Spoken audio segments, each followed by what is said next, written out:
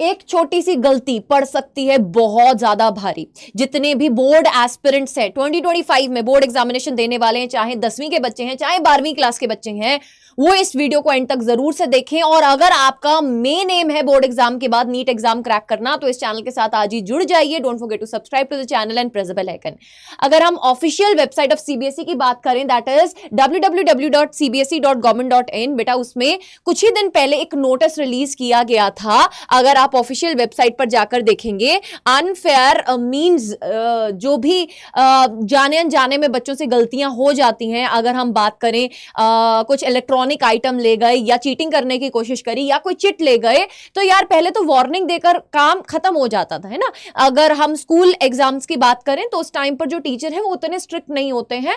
हाँ, कभी कभी ऐसा होता था कि आपका पेपर जो है वो कैंसिल कर दिया जाता था, बट सीबीएसई ने बेटा बहुत ही स्ट्रिक्ट रूल्स और ये नोटिस बेटा उन्होंने जो जारी किया है, इस नोटिस में साफ साफ उन्होंने ये चीज बोल दी है। किस किस को बोली है, किस किस को भेजा है ये नोटिस, एक बार ध्यान से देखेंगे।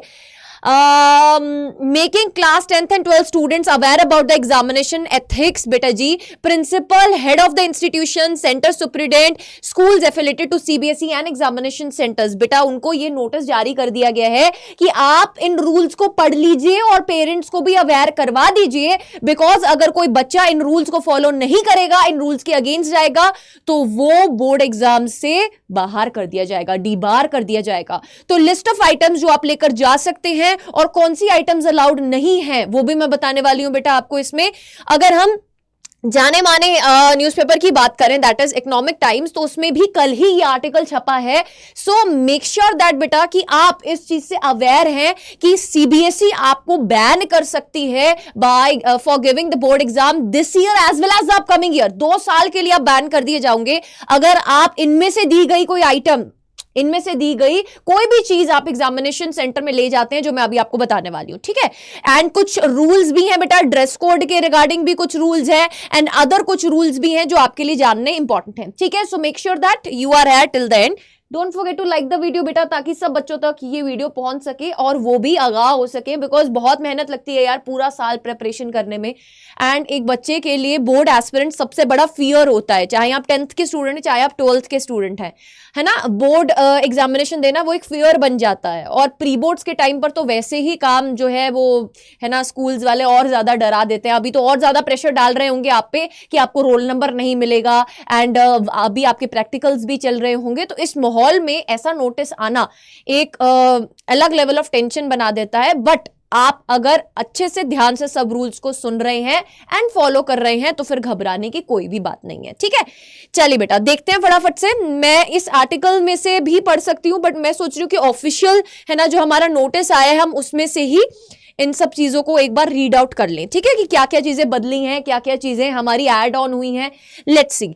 You would agree that conduct of fair examination is a must in the academic interest of students according detailed unfair means rule have been framed by the CBSE. It is desirable that before the start of the examination all the students who would appear in the board examination be informed about the ethics of the examination, their rules and the instructions issued by the CBSE.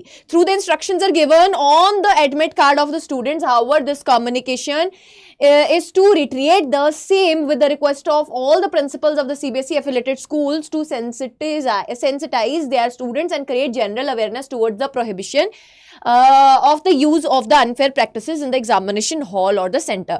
बेटा जो आपको admit card मिलेगा उसके ऊपर rules लिखे होते हैं for sure, है ना।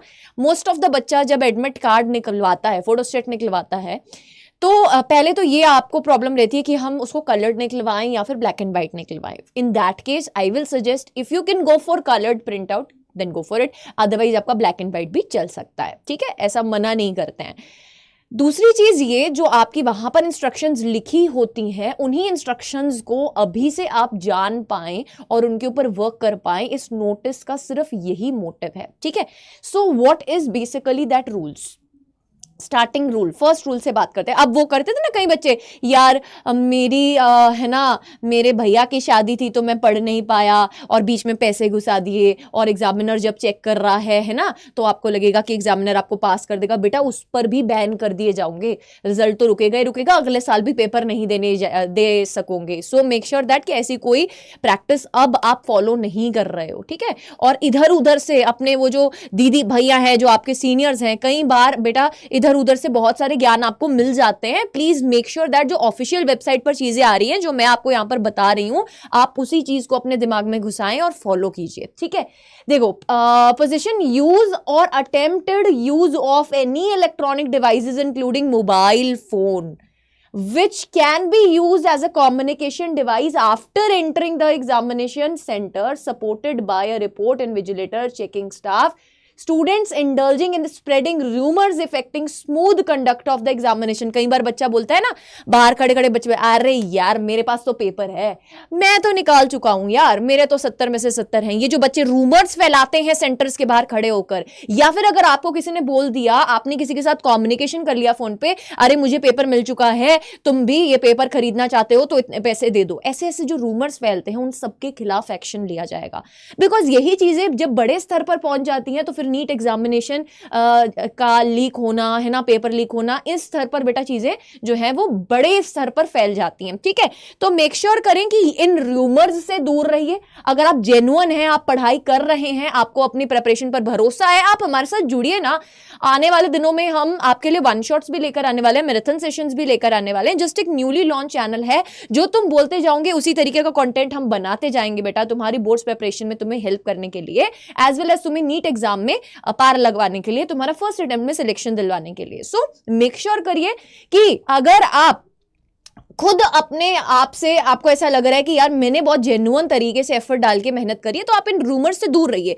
बिकॉज जो ये रूमर्स फैलाएगा और जो इन रूमर्स का पार्ट बनेगा, या फिर कोई इलेक्ट्रॉनिक आइटम लेकर जाएगा पेपर में, तो cancellation of the current as well as next year examination in the full subjects and shall eligible to write और हैव और take the examination the full subjects thereafter. यानी कि इस साल के तो बैन होंगे ही होंगे, अगले साल के भी बैन हो जाएंगे बेटा, 2 साल के लिए आप बैन हो जाओगे।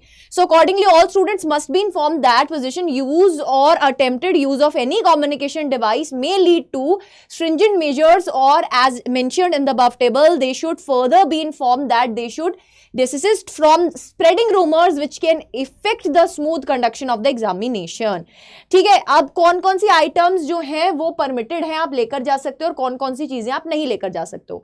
बेटा जो आपको एडमिट कार्ड मिलेगा, आपका school identity card for regular students, ये आप लेकर जा सकते हो।